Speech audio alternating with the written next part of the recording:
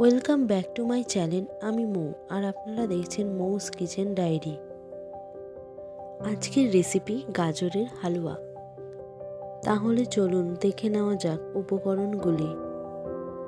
আমি এখানে দুটো বড় সাইজের গাজর গ্রেট করে নিয়েছি, 250 গ্রাম লিকুইড দুধ, 1 কাপ চিনি, 1 কাপ কন্ডেন্সড মিল্ক, 1 কাপ গুঁড়ো দুধ, অল্প পরিমাণে কাজু কিশমিশ, 4 চামচ ঘি আর লাগবে দুটো তেজপাতা।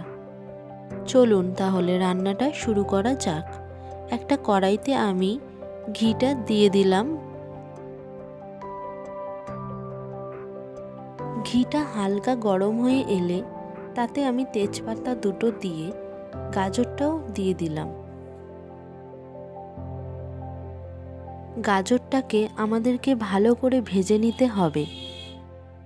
গাজরটা ভাজার পর গাজরের রঙটা হালকা চেঞ্জ হয়ে এসছে। এর মধ্যে আমি লিকুইড দুধটাকে ঢেলে দেব।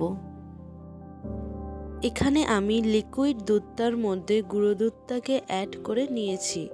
দুটোকে একসাথেই দিয়ে দিলাম কড়াইতে। এবারে 3 থেকে 4 মিনিট ঢেকে রাখবো। 3-4 মিনিট হয়ে গেছে। এবারে আমি এর মধ্যে চিনিটা দিয়ে দিলাম। চিনিটা দিয়ে দেওয়ার পর ভালো করে মিক্স করে নেব। এখানে তোমরা তোমাদের টেস্ট মতন চিনির পরিমাণটা একটু বাড়িয়েও নিতে পারো।